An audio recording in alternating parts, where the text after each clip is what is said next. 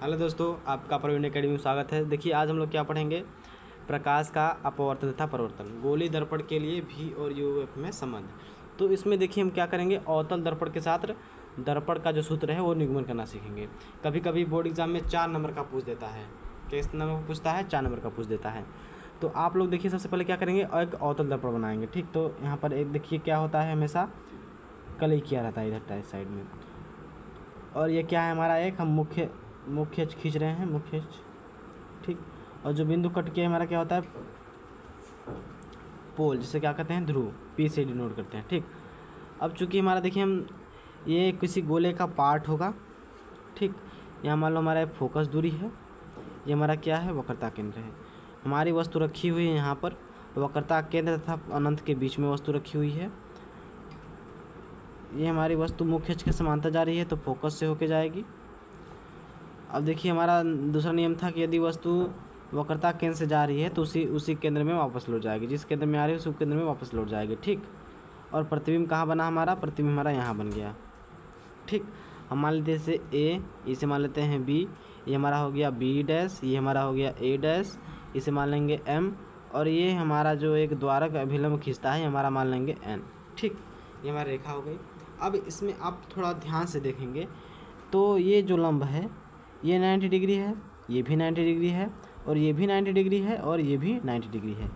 आप देखेंगे ये कोण इसके बराबर है शीर्षाभिमुख कोण से, और ये कोण इसके बराबर है शीर्षाभिमुख कोण से। तो इसमें क्या होते हैं, यदि किसी त्रिभुज में 2 कोण बराबर हो गए तो आकृति हमारी क्या हो जाती है, सर्वांगसम हो जाती है, समरूप हो जाती है, समरूप हो जाती है। तो यहाँ पर हम लेते हैं त्रिभुज एक, देखिए क्या लेंगे, एक लेंगे त्रिभुज हम लेते हैं, देखिए त्रिभुज ए बी सी तथा त्रिभुज ए डैश बी डैश सी, त्रिभुज ए बी सी, त्रिभुज ए डैश बी डैश और सी। एक ये त्रिभुज की बात चल रही है और एक इस वाले त्रिभुज की बात चल रही है। हम इस अलग अलग कलर से कर देते हैं इसको।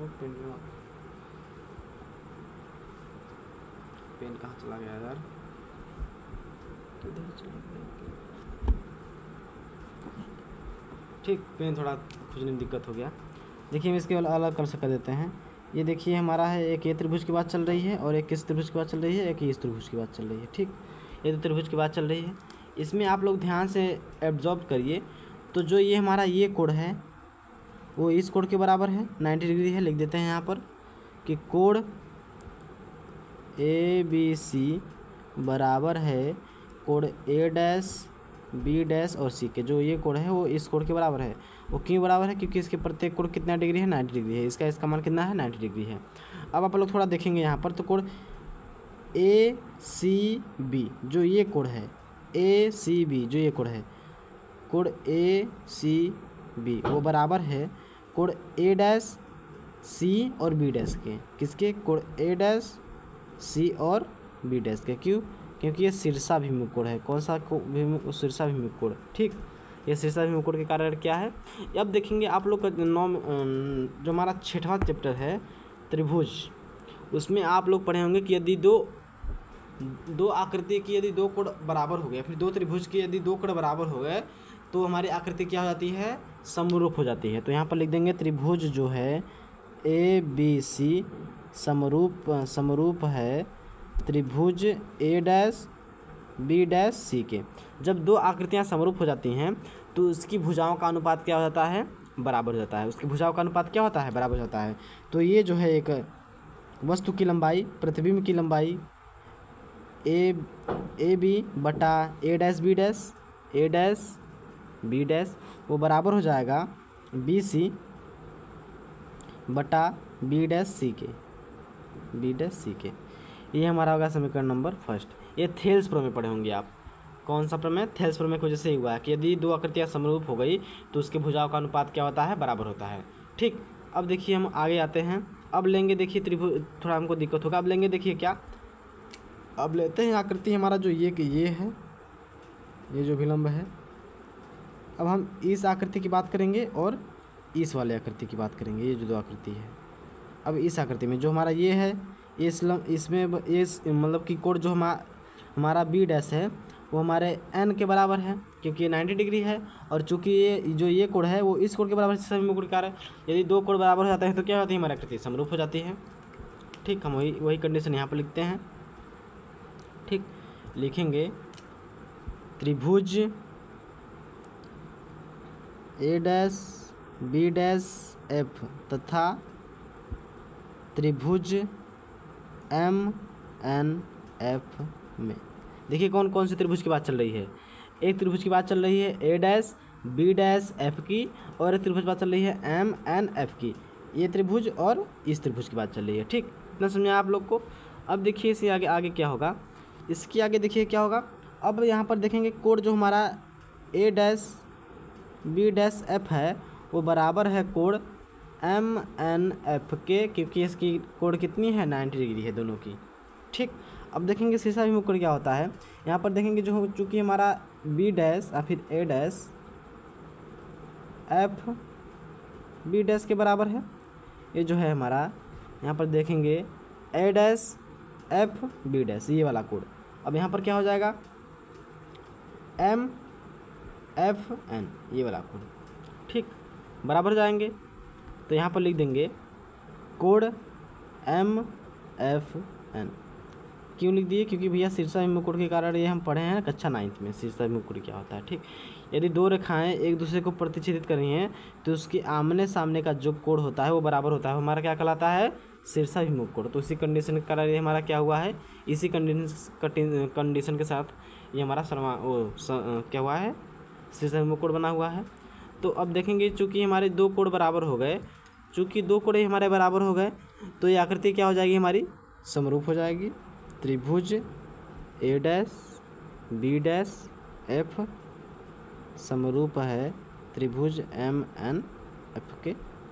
ठीक, अब इसके क्या हो जाएगा, इसके इसके जो भुजाओं का अनुपात है क्या हो जाएगा, बराबर हो जाएगा। हमारा हो जाएगा एम एन बटा ए डैश बी डैश बराबर हो जाएगा, हमारा बराबर होगा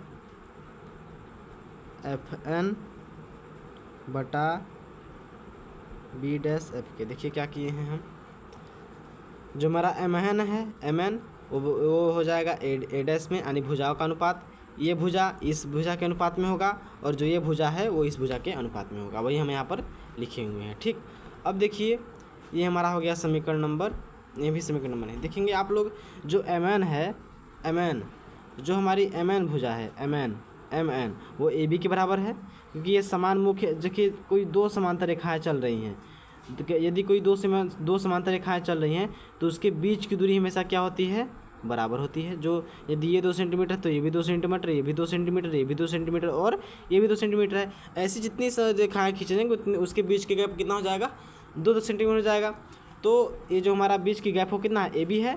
तो यहाँ पर लिख देंगे हम, यहाँ पर लिख देंगे जो हमारा ए बी है वो बराबर है एम एन के। तो यहाँ पर एम एन की जगह पर क्या हो जाएगा, जो हमारा ए बी है वो बराबर है एम एन के, तो ए बी की जगह पर क्या हो जाएगा, यानी जो हमारा एम एन है उसकी जगह पर ए बी लिख सकते हैं।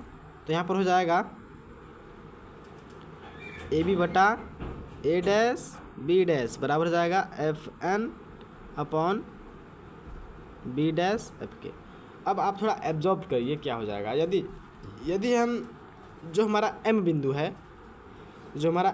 है, यदि हम इसे ध्रुव के पास ला दें, एकदम पी के पास, जो हमारा ध्रुव है इसके पास ला दें तो क्या हो जाएगा, हमारा जो एफ एम होगा वो एफ पी के बराबर हो जाएगा। यदि ये जो रेखा है वो यदि हम मान लो ये जो रेखा है यदि हम जस्ट इसको यहाँ पर ला दें तो ये दूरी होगी वो इस दूरी में कन्वर्ट हो जाएगी, ये दोनों दूरी क्या हो जाएंगी, आपस में बराबर हो जाएंगी। तो यहाँ पर वही कंडीशन लिख देंगे। यदि हमारा एम एन एफ एम है, एफ एम यदि हम बराबर कर दें इसे एफ पी के, लगभग में मान लो लगभग में बराबर कर दे तो हमारा क्या हो जाएगा, हमारा एफ एन यानी जो एफ एन है वो बराबर हो जाएगा एफ पी के। ठीक, यहाँ पर लिख देंगे बिंदु, एम को पी के पास लाने पर, तो जो पी के पास लाएंगे तो एफ एन जो है, एफ एम लो चाहे एफ पी लो, इसकी दूरी जो होगी आपस में बराबर होगी। चाहे आप एफ एम लीजिए, चाहे आप एफ एन लीजिए, कोई बात नहीं है। तो यहाँ पर लिख देते हैं एफ एन कोई बात नहीं है, यहाँ पर एफ एन लिख दीजिए, एफ एन बराबर है एफ पी के। अब देखिए क्या होगा, अब अगले पेज पे थोड़ा, अब देखिए क्या हो सकता है अगले पेज। अब देखिए इधर, ठीक। अब यहाँ पर हम लोग क्या हो सकता है संभावना है, देखिए दोनों तरफ चित्र बनाने की हो सकता है, हम यहाँ पर चित्र बना दे रहे हैं क्योंकि उधर बार बार पेज पलटेंगे तो दिक्कत होगा, इसलिए यहाँ पर भी हम चित्र क्या कर देते हैं, डायग्राम स्ट्रक्चर बना देते हैं। ठीक, ये हो गया हमारा क्ले किया हुआ है, मान लीजिए ये हमारी मुख्य अक्षरेखा है, ये हमारा बिंदु P है, ये हमारा F है, ये हमारा वक्रता केंद्र है। हमारी वस्तु वक्रता के तथा अनंत के बीच रखी गई है, परावर्तन के पश्चात फोकस से जाएगी, और जो हमारा अगर हमारा वक्रता केंद्र जाए तो उसके माध्यम से वापस लौट जाती है। ये हम पढ़े हुए हैं। ये हमारा हो गया बिंदु, ये हमारा हो गया AB, ये हमारा हो गया B डैश A डैश, ये हमारा C है, ये हमारा यहाँ पर लंब खींचा गया M और N। ठीक, ये हमारा हो गया। ये जो कोण था वो इस कोण के बराबर था, ये वाला कोण जो था वो इस कोण के बराबर था, ये कोण इस कोण के बराबर था, और ये कोण इस कोण के बराबर था, इस कोण के। ठीक, आप लोग पढ़ेंगे। अब देखिए इसमें कुछ दूरियां होती हैं जो आप लोग को पता रहनी चाहिए। हमारे जो फोकस से दूरी होती है ध्रुव के बीच, ठीक, ये हमारा होता है F, और जो हमारा प्रतिबिंब की दूरी होती है, प्रतिबिंब बना हुआ है, ये होता है V। ठीक, और जो हमारा वक्रता केंद्र होता है, वक्रता केंद्र से ध्रुव के बीच की दूरी होती है वो हमारी होती है R, और जो हमारा वस्तु की दूरी होती है, मान लीजिए यहाँ पर लिखते हैं वस्तु की दूरी ध्रुव की दूरी से हमारा होता है U। चूँकि ये देखिए आप लोग एक डायग्राम खींचेंगे, इधर क्या होती है हमारी एक्स अक्ष क्या होती है, माइनस होती है, तो क्या हो जाएगा -U -F -V -R, सब क्या हो जाएंगी, माइनस हो जाएंगी, क्योंकि हमारी क्या है ये अक्ष एक्स अक्ष पर क्या है स्थित है, इसलिए क्या हो जाएगी ये हमारी माइनस में हो जाएगी। ठीक, अब देख लीजिए आप, चूँकि अगला हमारा हम कहाँ तक किए थे देख लेते हैं थोड़ा। हमारा था जो हमारा था वो हमारा हुआ है, वो यहाँ तक हो गया था। अब देखते क्या करते हैं हम, क्या किए थे इधर देख लेते हैं एक बार क्या किए थे। जो हमारा FN था उसको FP के बराबर का लाए थे, तो हमारा अगला जो समीकरण बन जाएगा हो जाएगा हमारा AB बटा A डैश B डैश बराबर हो जाएगा, FN की जगह पर क्या लिख देंगे, FP बटा B। ठीक, चाहे इसे PF लिखिए चाहे FP लिखिए, बात वही है। ये हो जाएगा समीकरण नंबर 2। आप लोग थोड़ा समीकरण 1 और समीकरण 2 को ऑब्जर्व किए, यहाँ भी AB है, AB बटा A डैश B डैश, यहाँ भी AB है और A डैश B डैश है। तो यदि हम समीकरण 1 का मान समीकरण 2 में रखें तो क्या हो जाएगा, यहाँ पर रख देते हैं, जगह है तो यहीं पर रख देते हैं। समीकरण 1 का मान समीकरण 2 में रखने पर, ठीक, रखने पर यहाँ पर लिखा है, आप लोग देख लीजिएगा। अब देखिए समीकरण 1 हमारा की जगह पर क्या है, BC बटा B डैश C बराबर, और यहाँ पर हमारा क्या है FP upon B dash F। ठीक, ये समझा। अब यही देखिए कंडीशन में यहाँ पर लिख के फिर इधर समझाते हैं ये प्रश्न को। ठीक, यहाँ पर लिखते हैं हमारा क्या था, हमारा ये आया था BC, जो हमारा BC है यहाँ पर कहाँ लिखे, इधर लिख देते हैं, जो हमारा BC है, BC बटा था B डैश C बराबर था FP बटा B डैश F के। चाहे आप PF लिखिए चाहे FP लिखिए, वही बात पड़ेगा, हम लिख देंगे अगले स्टेप में। ठीक, अब आप लोग थोड़ा ऑब्जर्व करिए, इसको थोड़ा 6 मिनट लिख लें, BC बटा B dash C upon PF बटा B डैश F के, ये डैश है। ठीक, अब आप थोड़ा इसको एब्जॉर्ब करिए कि यदि हम BC की जो दूरी है, ये जो हमारा B और C की दूरी है, ये जो दूरी है BC, ये BC को वैसे ध्रुव से लेना है, कहाँ से लेना है, ध्रुव से। यदि हम PB में से PC निकाल दें तो हमको ये इसकी दूरी मिल जाएगी। यहाँ पर देखिए यदि हम P और B से, जो P और B से दूरी है, वैसे को कहाँ से दूरी लेनी है, यहाँ B से नहीं लेंगे। यहाँ पर बताइए हम क्या बताए हैं, BC की दूरी कहीं बताए हैं, BC की दूरी नहीं पता है हमको, तो ये कैसे लेंगे, हमेशा ध्रुव से लेंगे। कहाँ से लेंगे, ध्रुव से लेंगे। अब आप लोग थोड़ा एब्जॉर्व करिए, जो हमारा P और B है, जो हमारा PB है, यदि हम यहाँ पर देखिए BC की दूरी ज्ञात करें, किससे, BC की दूरी यदि हम PB में से PC माइनस कर दें, क्या करें, PB में से हम किसको माइनस करें, PB में से हम PC को माइनस कर दें, PC को माइनस कर दें, और B डैश C, यानी जो B डैश और C इसकी बीच की दूरी, B डैश और B इसकी दूरी कैसे ज्ञात करेंगे, यदि हम PC में से PB डैश निकाल लें, यदि हम PC में से PC माइनस PB डैश, तो हमारी इसकी दूरी मिल जाएगी, ठीक, PB डैश बराबर, यहाँ पर हमारा PF तो है ही है, बट्टा में B डैश F, यानी जो हमारा B डैश है और F, यदि हम PC में से PF निकाल दें, क्या करें, PC में से, यानी इस में से ये इतना हिस्सा हम निकाल दें, तो हमको इसकी दूरी मिल जाएगी, नहीं मिलेगी। आप लोग थोड़ा एब्जॉर्व करिए, यदि हम PB डैश में यहाँ से PB डैश से यदि हम PF की माइनस कर दो, तो हमको इसकी दूरी मिल जाएगी। अब देखिए इसको थोड़ा एब्जॉर्व करिए, अब देखिए थोड़ा दिमाग लगाने वाला प्रश्न क्या है। PB का मान कितना है, PB इसका मान, PB का मान कितना है, माइनस का U माइनस PC, यानी जो P और C, PC का मान कितना है, माइनस का R बटा PC का मान कितना है, माइनस का R, ठीक। PC का मान कितना है, P और C, PC का मान आप देखेंगे कितना है, माइनस का R, माइनस PB डैश का मान कितना है, माइनस का U, ठीक, बराबर PF का मान कितना है, माइनस का F बटा में, और PB डैश का मान कितना है, माइनस का U माइनस PF का मान कितना है, माइनस का F। इसको हम थोड़ा हल करें तो जाएगा माइनस U प्लस R बटा माइनस R प्लस V बराबर minus F upon minus U minus V plus minus F, यही हो जाएगा। आप लोग पढ़े होंगे F तथा R में संबंध, ठीक, आप ये पढ़े होंगे। आप लोग पढ़े होंगे R बराबर 2F, ठीक। अब हम इसकी सहायता लेके जहाँ जहाँ हमको R मिलेगा वहाँ पर क्या रखेंगे, 2F रखेंगे। तो देखिए रखते हैं, यहाँ पर है माइनस U, तो माइनस U लिख देंगे, प्लस यहाँ पर R मिलेगा तो क्या हो जाएगा 2F, यहाँ R मिल गया तो यहाँ क्या हो जाएगा 2F, यहाँ भी R है तो यहाँ माइनस तो माइनस, 2F है तो 2F प्लस भी, यहाँ पर माइनस F तो माइनस F है, यहाँ पर कुछ रखना है नहीं मान है।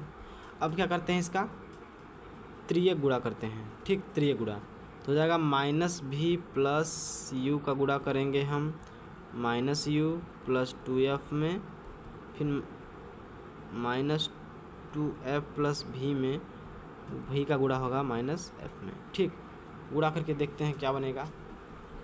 गुणा करेंगे तो हो जाएगा, यहाँ पर माइनस माइनस हो जाएगा प्लस, यहाँ पर U जो माइनस माइनस क्या हो जाएगा, प्लस हो जाएगा, यहाँ पर हो जाएगा VU, ये होगा ना, इसमें गुणा कर इसमें करेंगे तो यहाँ प्लस, यहाँ माइनस, यहाँ प्लस, यहाँ माइनस है, प्लस माइनस क्या हो जाएगा माइनस, इसको हल करेंगे तो क्या हो जाएगा 2FV, ठीक, 2FV plus minus minus FU हो जाएगा, ठीक। यहाँ पर प्लस है, यहाँ माइनस, प्लस माइनस माइनस हो जाएगा, यहाँ पर क्या है plus plus plus 2F square बराबर माइनस माइनस क्या हो जाएगा प्लस 2F स्क्वायर, यहाँ पर प्लस, यहाँ पर माइनस माइनस FV, ठीक। इससे ये कैंसिल हो जाएगा, ठीक। आप थोड़ा एब्जॉर्व करें तो VU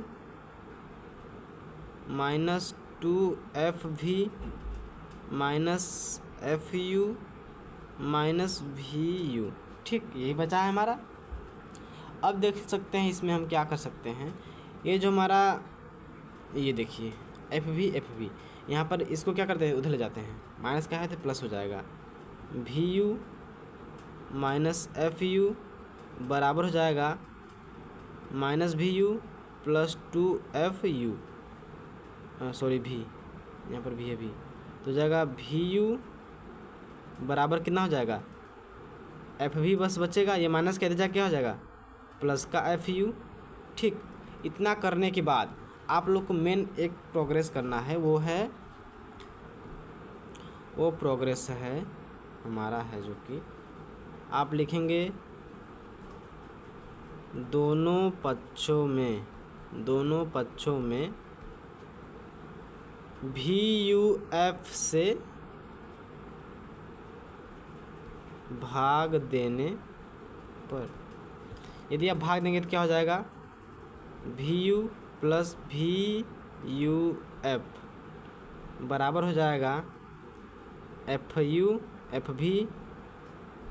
वी बटा V U F plus F U बटा वी यू एफ। आप लोग देखेंगे इससे ये कैंसिल हो जाएगा, एफ से एफ कैंसिल होगा, भी से भी कैंसिल हो गया, यहाँ से क्या बचेगा, यू एफ से यू एफ कैंसिल हो गया। हमारा बचा क्या, हमारा बचा 1/f बराबर 1/u प्लस 1/v। आप लोग ऐसे भी लिख सकते हैं 1/f बराबर 1/v प्लस 1/u। यही हमको सिद्ध करना था, ये सिद्ध हो गया, इति सिद्धम। ठीक, ये वेरी मस्ट, इति सिद्धम में ये हमारा वेरी मस्ट इम्पॉर्टेंट है। इसको आप लोग हल करके जाइएगा, पक्का न पक्का ये आपका 4 नंबर का पूछता है, 4 नंबर का, पता नहीं पूछ दे। आप लोग देख सकते हैं ये कितना डिफ़िकल्ट है। अगर आप लोग इसको बार बार वीडियो देखेंगे, आप लोग कॉपी मेरे साथ लगाएंगे तो आप लोग क्या हो जाएगा, समझ में आ जाएगा। आप लोग फिर से पुनः देख लीजिए कैसे कैसे हुआ है, प्रोग्रेस शुरू से देख लीजिए, एक बार इसको नोट डाउन भी कर लीजिए और इसको बार बार करने का अभ्यास कीजिए, देख सकते हैं। ठीक, अब मिलेंगे नेक्स्ट वीडियो पे। धन्यवाद। अगर मेरा वीडियो आपको पसंद आए तो वीडियो को लाइक और सब्सक्राइब करना ना भूलिएगा। मिलते हैं अगले वीडियो में।